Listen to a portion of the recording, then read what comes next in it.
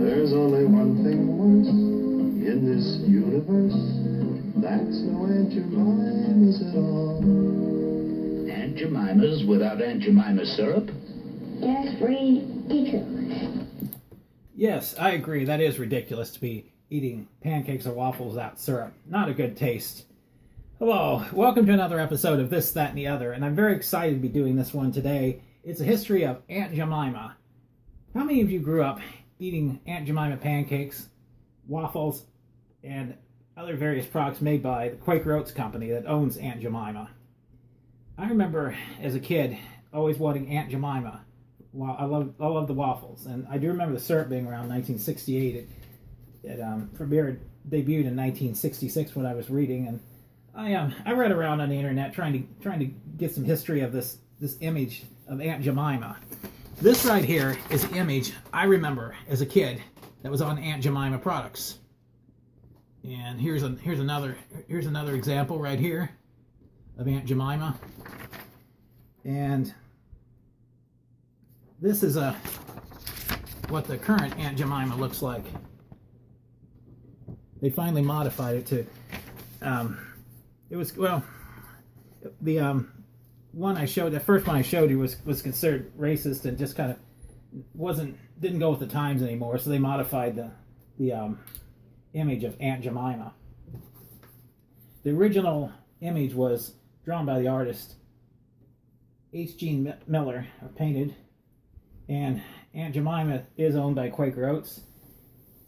The mix debuted in 1889 and trademarked in 1893. The character of Aunt Jemima itself came from a minstrel show. A big German man put on black makeup, a kerchief, and big apron, and portrayed Aunt Jemima in the show. It is said that Chris Rutt saw a minstrel show in 1889, and that's where he got the idea of Aunt Jemima. That hasn't been verified. Chris Rutt of St. Louis Joseph, Missouri, and Charles G. Underwood bought a flour mill in 1898. Pearl Milling Company was what it was called, and sold excess flour as ready-made pancake mix.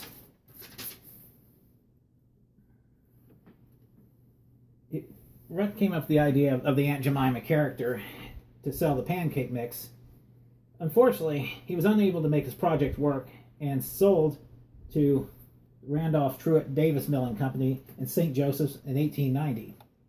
They hired Nancy Green in 1890, and she portrayed Aunt Jemima all the way until her death in September 23rd, 1923, in a car accident.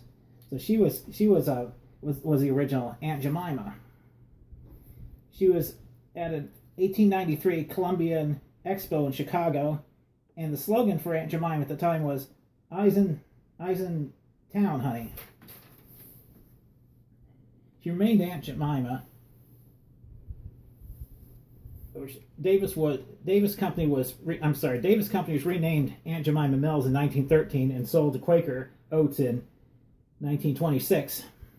After Nancy Green died, there was no Aunt Jemima for a 10-year period. Then in 1933, Anna Robinson became Aunt Jemima, and she did demonstrations. She made pancakes at the 1933 Chicago World's Fair. Anna Short Harrington in 1935 was a cook in New York and by trade, and she was Aunt Jemima for 14 years. She died in 1955.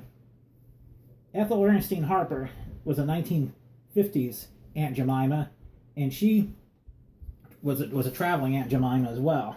That was the last name I was able to get for the Aunt Jemimas. The pancake mix itself and the image changed over a period of time, and there was a change in 1968 that wasn't really able to get any information as to what the change was. It still had the lady. It had the lady with the kerchief and everything, and the bandana. So I don't know what the change was.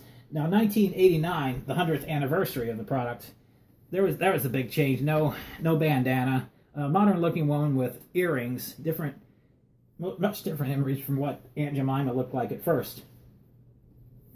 Her syrup debuted in 1966, Butter Light syrup in 1985, and Butter Rich syrup in 1991. Started making frozen foods in 1996.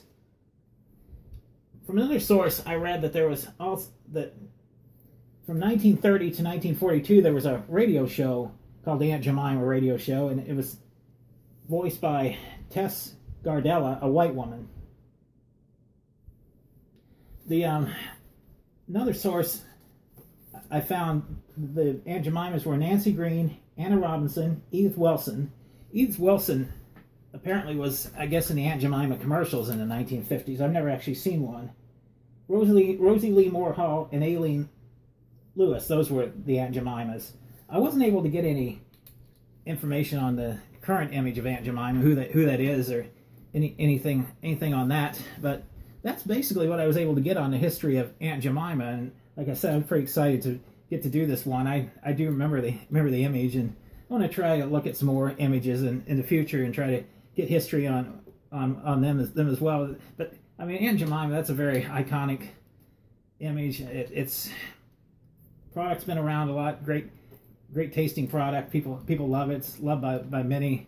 It's great to have Aunt Jemima waffles with some sausage or some bacon in for breakfast in the morning. Really good. And that's basically all I was able to get on Aunt Jemima.